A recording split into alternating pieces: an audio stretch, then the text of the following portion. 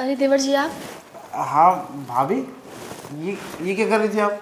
झाड़ू लगा रही थी। अरे भाभी कितना काम करोगी? वैसे भी भैया जब से गए ना तब से ना आप हमेशा काम ही करते रहते हैं। और ये देखिए कितनी पतली दुबली हो गई हैं आप। अरे भैया ऊपर से देख रहे होंगे तो मुझे देख के कहते होंगे कि कैसा लड़का है ये, अपनी भाभी का ख्याल भी नहीं रखता है। आप इधर आइए, आइए मेरे साथ, यहाँ बैठिए बैठिए। बताओ कितना पसीना आ रहा है आपको? नहीं नहीं देवर जी मैं खुद पोंछ लूँगी। कितनी गर्मी में आप काम कर रही हैं। देखिए अभी काम वाम छोड़िए, थोड़ा सा आराम भी कर लीजिए। कितनी पतली हो गई हैं आप। अब मेरे सिवा कोई है ही नहीं काम करने वाला घर में देवर जी, तो मैं ही काम करूँगी ना। अरे मैं हूँ ना आपका काम करने के लिए। अब मुझे बोलिए, मैं करूँगा आपका सारा काम। बताइए क्या काम करना है। नहीं नहीं देवर जी मैं सारा काम कर लूँगी घर का, और वैसे भी छोटा मोटा तो काम होता है घर का, मैं कर ही लेती हूँ। अरे हाँ भाभी जी, मैं जानता हूँ कि सारे काम औरतें कर लेती हैं, लेकिन कुछ काम ना मर्दों के भी होते हैं। मोटे मोटे काम हम मर्दों के ऊपर छोड़ दिया करो, छोटे मोटे तो आप कर ही लेती हैं ना। देवर जी जब से आपके भैया गए हैं तब से तो मोटा काम कोई आया ही नहीं है, और काम आएगा भी तो आप हैं ना करने के लिए। मैं आपको बता दिया करूँगी, आप कर दिया कीजिएगा। और वैसे तो छोटा मोटा काम जो है वो तो हम देख ही लेते हैं। अरे वही वही कहना चाहता हूँ मैं भाभी जी कि देखिए भैया नहीं है तो क्या हो गया, भैया थे तो आपका सारा काम करते रहते थे, और भैया नहीं है तो मुझे ही करना पड़ेगा ना सब कुछ। आप बोलिए, बताइए क्या करना है मुझे। नहीं नहीं कोई काम नहीं है देवर जी, बोली तो मैं आपको। अरे भाभी सारे काम आप खुद ही थोड़ा ना कर लेंगी। देखिए मेरा कहने का मतलब ये है कि आपको भैया की याद तो आती होगी ना। अब भैया की याद सताती है तो भैया वाला काम आप खुद से थोड़ा ना कर लेंगे।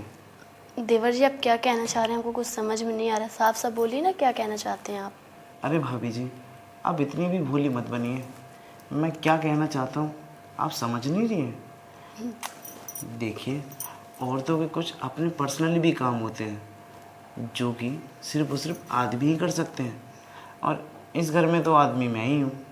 तो फिर तो देवर जी अगर काम होता आदमी होता तो मैं आपको ज़रूर बता देती कि देवर जी ये काम है कर दीजिए आप। अब आदमी वाला काम रहे जब तो मैं आपको बताऊं, अब ऐसा कोई काम ही नहीं है कि मैं आपको बता सकूं। अरे भाभी जी हद हो गई किसी भी चीज़ की, आप इतनी भी भोली मत बनिए। आप समझ नहीं रही हैं क्या? देखिए भैया थे ना तो आपके साथ वो सब नहीं करते थे क्या? और मैं वही चीज़ तो कहना चाह रहा हूँ। हाँ देवर जी आप ये सब क्या बोल रहे हैं, और मेरे बारे में ऐसा सोचते हैं। मुझे आपसे बिल्कुल भी ये उम्मीद नहीं थी।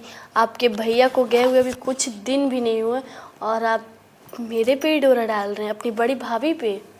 अरे भाभी जी आप कैसी बातें कर रही हैं, मैं तो आपकी ज़रूरत बनना चाहता हूँ। और वैसे भी देखिए ना, अपने ही तो अपनों के काम आते हैं। देवर जी तो आप कब काम आएंगे मेरी मेरी दूसरी शादी होने के बाद? हैं भाभी जी आप? वैसे एक बात बताऊं देवर जी, हाँ जी। मैं ना आपका परीक्षा ले रही थी कि आप कितने ऊपर तक जा सकते हैं। ओहो, आप एक बार मौका तो दीजिए भाभी, मैं ऊपर से नीचे तक जा सकता हूँ। अच्छा ऊपर से नीचे तक? हाँ। पर तुम्हारे भैया तो आज तक कभी भी ऊपर से नीचे गए ही नहीं, तुम ऊपर से नीचे तक जाओगे? तभी तो भैया नीचे नीचे से ऊपर चले गए। आप मुझे मौका दीजिए, मैं देखता हूँ कि आप ऊपर जाएंगी या मैं। अच्छा आपको मौका दूँ, ठीक है मैं आपको मौका देती हूँ देवर जी। और मैं भी तो चाहती हूँ ऐसा कि उन आपके भैया को गए हुए बहुत दिन हो गया। तो कोई बात नहीं, भैया को गए हुआ अभी ज़्यादा टाइम हुआ ही कहाँ है। क्यों ना मैं आपके साथ वो सब करूँ जो मेरे भैया करते थे। हाँ देवर जी मैं भी यही चाहती हूँ। तो चलिए ना अंदर। हाँ देवर जी चलते हैं।